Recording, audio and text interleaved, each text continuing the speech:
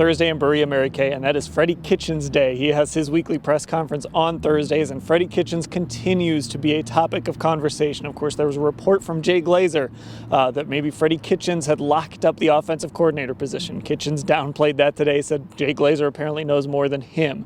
And Kitchens is starting to gain a little buzz as a possible head coaching candidate. So let's talk about Freddie Kitchens' future.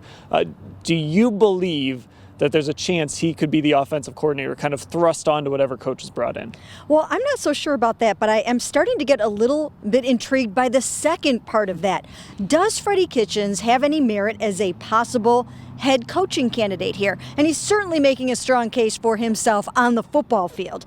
And today, when he was asked about that, have you always aspired to be a head coach? He said, yes, absolutely. And so, I mean, he's kind of putting it out there now. He's putting it out there on the field, and now he's putting it out there verbally that, hey, yes, he might like to have his hat tossed into the ring. Now, people haven't really, up to this point, thought about that as much because he came from running backs coach up to offensive coordinator. But don't forget, he was also the associate head coach, okay? So I think there's a little bit more to this than meets the eye.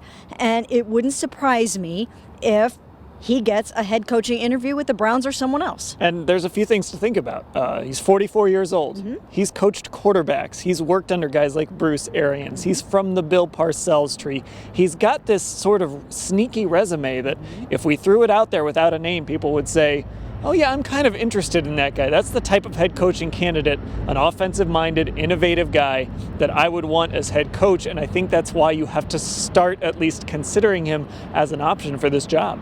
Well, not only that, there is one very, very important component to this, Dan, and that is he has made a real connection with Baker Mayfield. They seem to love each other. They're thriving together. They're doing really well. And, you know, they have a funny relationship together. They get along. They have made a connection. So it wouldn't be the worst thing in the world for Baker Mayfield to continue on with Freddie Kitchens and be able to build on some of the things they've done together this year. And John Dorsey doesn't mind rolling the dice on guys if he believes in a guy. And, you know, I just wonder if he looks at Freddie Kitchens and says, maybe he's 2 to 3 years away.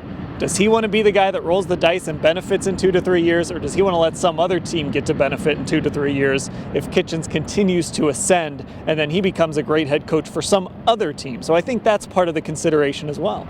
Well, and we remember that Bruce Arians has said he would love to come here and be the head coach, and that he would keep Freddie on as his offensive coordinator.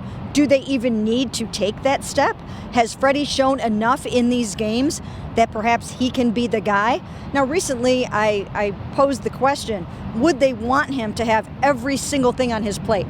All of the head coaching duties and offensive play calling. Sometimes that's a lot for people.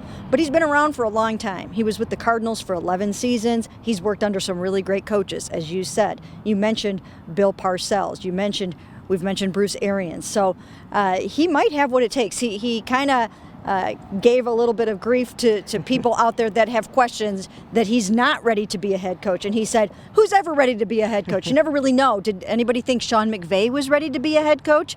And look at how that has worked out. So I think there could be a little something to this. Kitchens likes to say that he doesn't lobby for jobs, he doesn't put out propaganda for jobs, but I think in his own sneaky little way, maybe he did just a little bit on Thursday. And look, it's something we're going to be talking about as this coaching search continues. And as always, we will cover it all at cleveland.com/Browns.